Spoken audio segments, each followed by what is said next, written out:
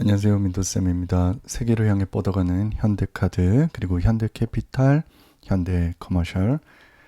이렇게 현대카드 계열사들이 채용을 진행하고 있고요. 여러분들과 함께 써보도록 하겠습니다. 그 세 가지 비밀 정도로 제가 압축을 해서 오픈을 할 텐데요. 여러분들이 거기에 맞춰서 본인의 경험들을 연계시키고, 무엇보다 현대카드에서 중요한 것은 심플함이었어요.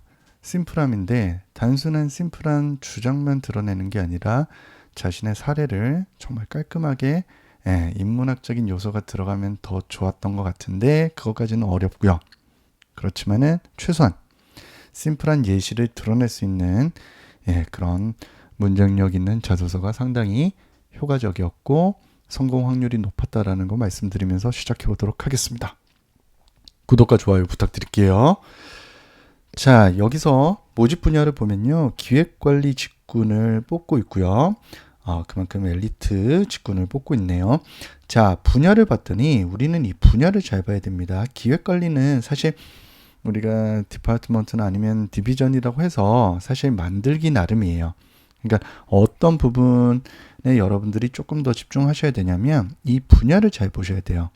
그래서 내가 하고 싶은 분야를 여기서 택 1을 하시는 게 가장 성공 확률이 높을 수 있어요. 어차피 자소서는 내가 가지고 있는 거를 상대방들이 클릭하는 거기 때문에 두루뭉실하게 여러 개를 드러내는 것이 오히려 좋지 않을 경우가 상당히 많습니다. 그래서 여러분들에게 제가 권하는 방식은 여러분들이 이 분야에서 가지고 있는 연관성 있는 경험들을 선별을 해 주시는 게 중요하겠습니다. 가령 내가 보여줄 수 있는 게 브랜드와 해외 사업 쪽이다. 그러면 이렇게 두 가지를 끄집어내서 에피소드를 하나, 에피소드 둘, 이렇게 해서 자소서 전략을 짜시는 게 좋겠습니다. 제가 지금 예를 들어서 에피소드 두 가지라고 말씀드린 이유는 이후에 자소서 문항을 보면 알게 될 거고요.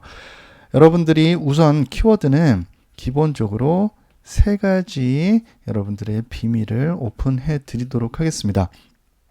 자, 세 가지라고 했는데 여러분들에게 첫 번째로 말씀드리고 싶은 거는 전통적으로 당연히 고객이 제일 중요하겠습니다. 이 고객이라 함은 사실 B2C 고객도 되고요. B2B 기업 고객도 상관은 없습니다. 근데 대부분의 친구들이 자소서 쓸 때는 B2C 비중이 훨씬 높았었습니다. 그렇다고 하더라도 이 B2C가 훨씬 합격률이 높으냐? 그런 건 아니었어요. 그렇지만 이 고객이라는 키워드를 먼저 여러분들이 가지고 가실 필요가 있습니다.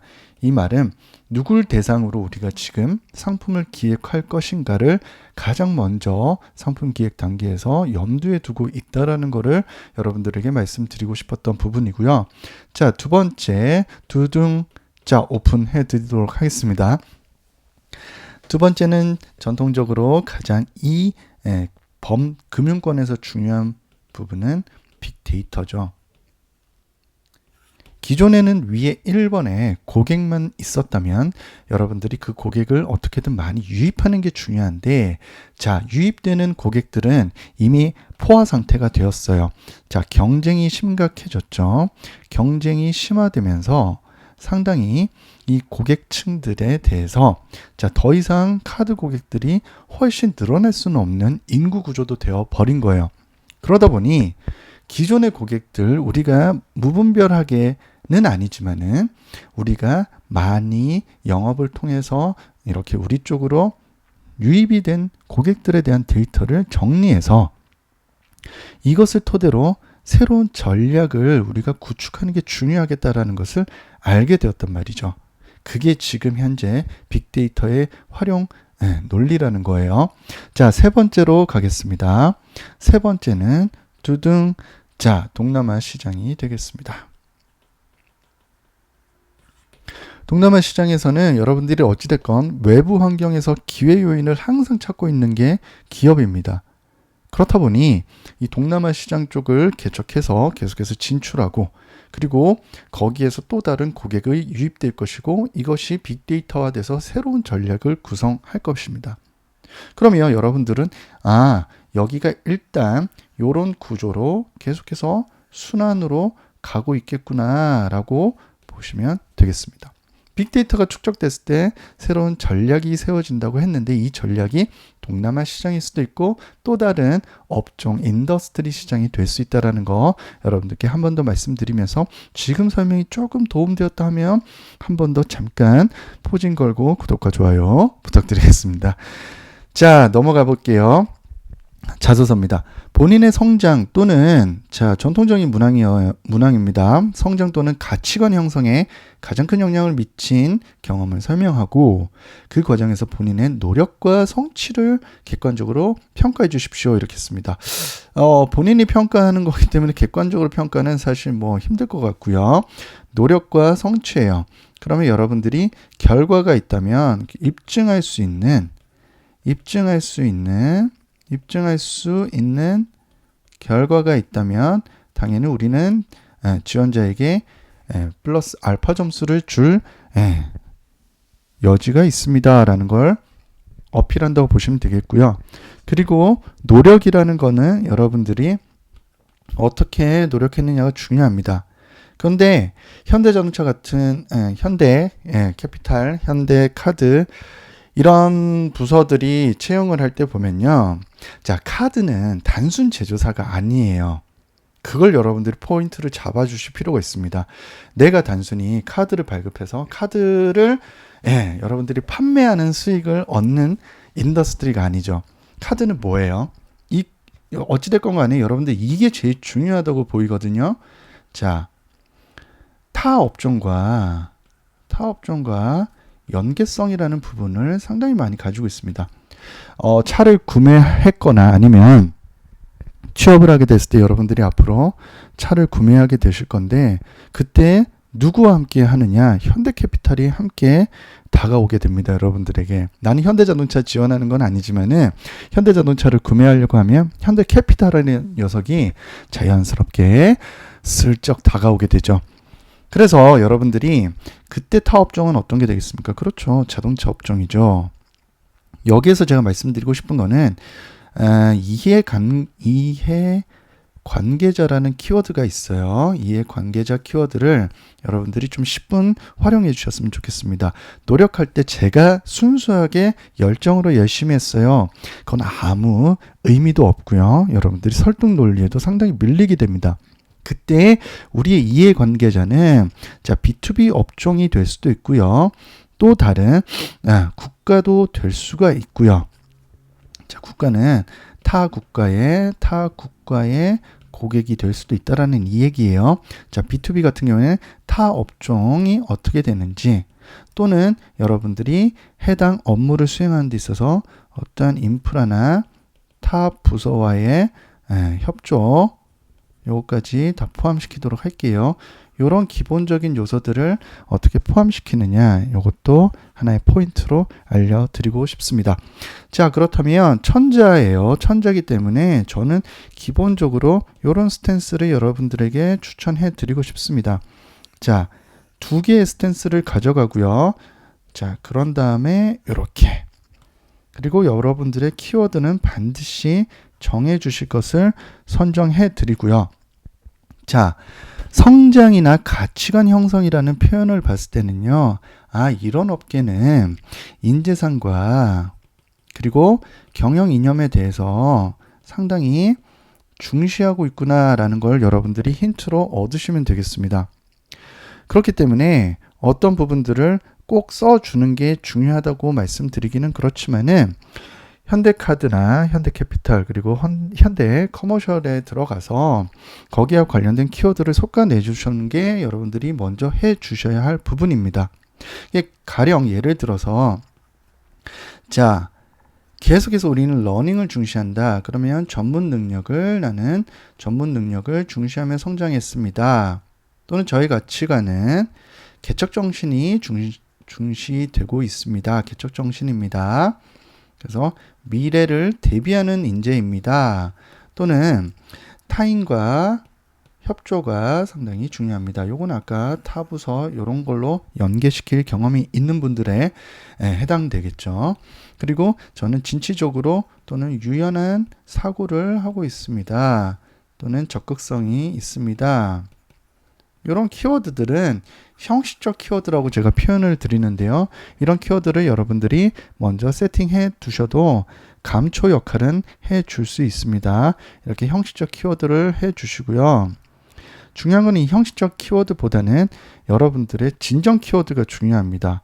진정 키워드라는 것은 아까 제가 3대 요소에서 말씀드린 것처럼 나는 빅데이터 관련돼서 상당히 개척 정신이나 전문성이 있습니다. 그럼 여기서 전문성 이렇게 표현해 주면 되겠죠. 그리고 아까 동남아를 표현한다고 칠게요. 동남아 시장이라고 하면 위에서 말씀드린 저는 개척 정신을 중시하며 성장하였습니다. 저의 가치관은 개척 정신입니다. 이렇게 보여주셔도 되겠습니다.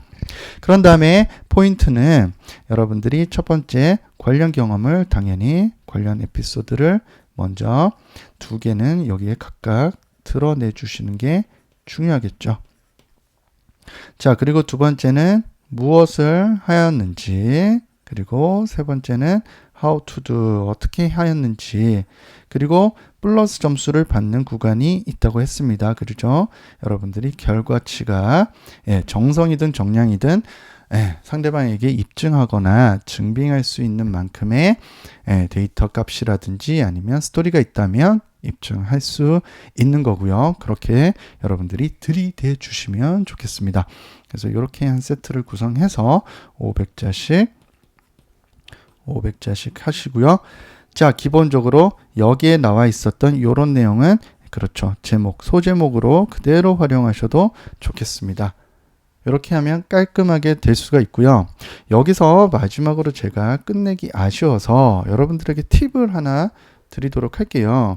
팁을 하나 드리자면 어떤 자소들을 좀 기존에 제 멘티들이 어떤 자소들을 좀 선호받거나 선택을 받았느냐 해서 봤더니 먼저 우선 첫 번째는 여러분들이 정의를 해주는 게 되게 중요했습니다.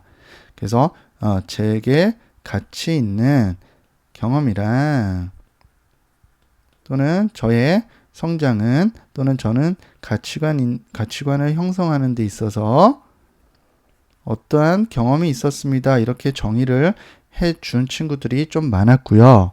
자, 그리고 나서는 바로 사례를 드러내주는 게 상당히 중요했었습니다. 그래서 예를 들자면 이런 거예요. 제가 스벅에서 땡땡 마케팅을 경험했던 에피소드를 들려주는데요.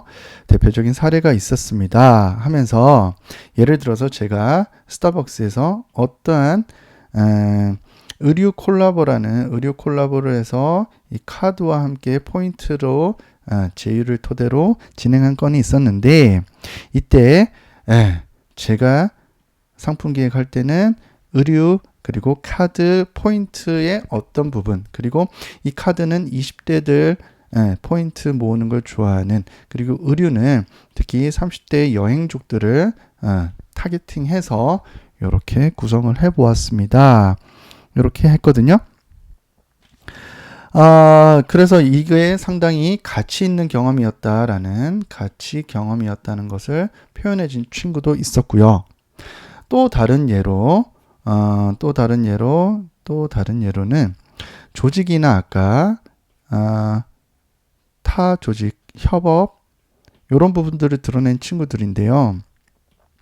실제 업무하면서 타 부서와 협조를 일으켜내기 위해서 사전 리스크 또는 사후 리스크를 어떻게 해서 체계적으로 정리를 했는지 그 에피소드별로 이렇게 단락을 나눠서 쓴 친구도 상당히 기억에 남았었습니다.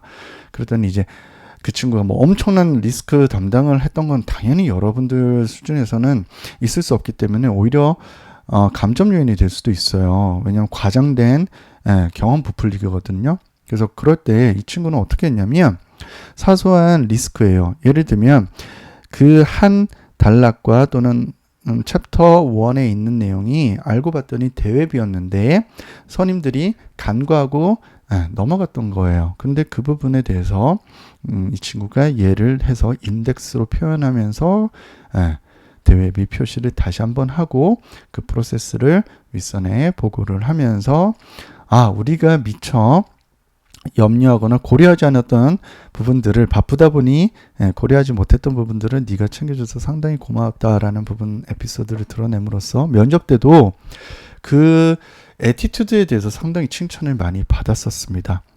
그러니 꼭 비단 상품 기획에만 국한되는 것도 아니니까 여러분들의 다양성 있는 경험들이 상당히 중요했고요. 그 경험에서 가치를 표현해 주는 데 있어서 여러분들의 에피소드에서 키워드를 꼭 좀 찾아내 주셨으면 하는 바람을 드리면서 마지막으로 구독과 좋아요 한 번 더 부탁드리는데 이 세 가지에 착안해서 본인의 에피소드를 그리고 키워드를 먼저 에피소드와 그리고 키워드를 먼저 뽑아낸 다음에 꼭 다음 장 이 자소서 창으로 넘어가 주셨으면 좋겠다라는 당부의 말씀 드리면서 현대카드 그리고 현대캐피탈 그리고 현대커머셜 자 어찌 보면 범금융이라고 할 수 있는 대상 고객에게 계속 돈을 빌려주고 그 수수료 수익을 남기는 사업 구조라는 거 꼭 좀 기억하시고요. 여러분들 현대카드도 화이팅 외치겠습니다. 이상 민도쌤이었습니다.